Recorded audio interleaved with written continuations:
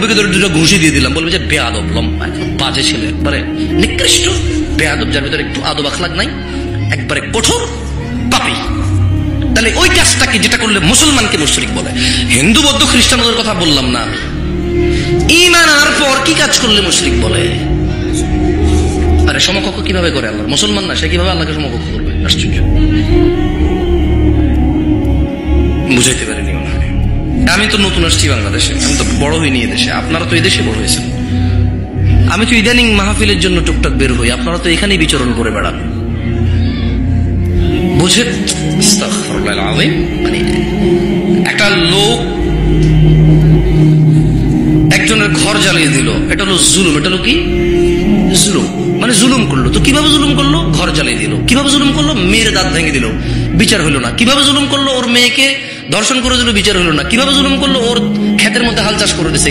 কিভাবে জুলুম হলো? ওর ফসলি জমিন ছিল, জমিনের উপরে ও একটা কিছু করে জমিনের ফসলটা নষ্ট করে দিছে। কিভাবে জুলুম হলো? এখানে রাস্তা ছিল, কেটে ফেলছে। কিভাবে জুলুম হলো? তাহলে জুলুম কি একভাবে হয় না অনেক ভাবে হয়? জানা কিভাবে হইলো? একটা মেয়ের সাথে রাত্রি যাপন করলো, একটা মেয়ের হাত ধরে চলে গেল, একটা মেয়ের সাথে বিয়ে হয়নি অথচ কথা বলছে, একটা মেয়ে হাঁটে চলে যাচ্ছে, ওর দিকে তাকায় আছে, এইভাবে জানা হয়। এভাবে কি হয়? তাহলে একভাবে হয় না তো, কয়ভাবে হয় না? তাহলে শিরিকটা কিভাবে হয়? মুসলমান ঈমান আনার পরে কিভাবে শিরিক করে? আমি হিন্দুর কথা, ও তো দুগ্গা দুগ্গা নমো নমো নমস্তস্যৈ এরকম কিছু বলে, আমরা তো এগুলো বলি না, বলি? এগুলো বুঝি আমরা। তাহলে আমরা কি কাজ করি যে কাজের কারণে আল্লাহ আমাদেরকে মুশরিক বলছেন? আপনি কি রাগ করছেন? বলবো যে হুজুর নিয়ে আসছি বলার জন্য, হুজুর খালি আম করে জিগা। তো আমি তো নিজে জানি না, বলবো কি আপনারা? আপনারা যদি বলি যে ডাব নারিকেল সামলায় রাখেন, যেখানে সেখানে নিয়ে যায়েন না।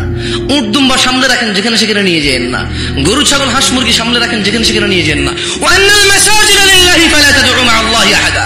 আল্লাহর ঘরে মসজিদ, আল্লাহ ছাড়া কারো ইবাদত হবে না। আপনাকে যদি বলি যে মসজিদে থাকেন, আল্লাহর ছাড়া কোনো বাইতুল্লাহ হচ্ছে মসজিদ, অন্য কোনো ঘর নেই, অন্য ঘরকে আলোকিত করেন না, মোমবাতি আগরবাতি দিয়েন না, যা দেওয়ার মসজিদে দেন, যা দেওয়ার এতিমখানা দেন, যা দেওয়ার আত্মীয় স্বজন গরিব দুঃখীদেরকে দেন, পরিচিত কাউকে দেন। আপনি তো অনেক অনেক দিকে দৌড়ান। আপনি বলবেন যে হ্যাঁ তুমি বললে হবে না, কিছু বছরের পর বছর চলে। আপনি তো শিরক বোঝেন না, আমি কি বলবো? তাহলে আপনাকে জিজ্ঞেস করলাম, আমাকে আমি বলবো যে মুশকিল উদ্ধারকারী কে?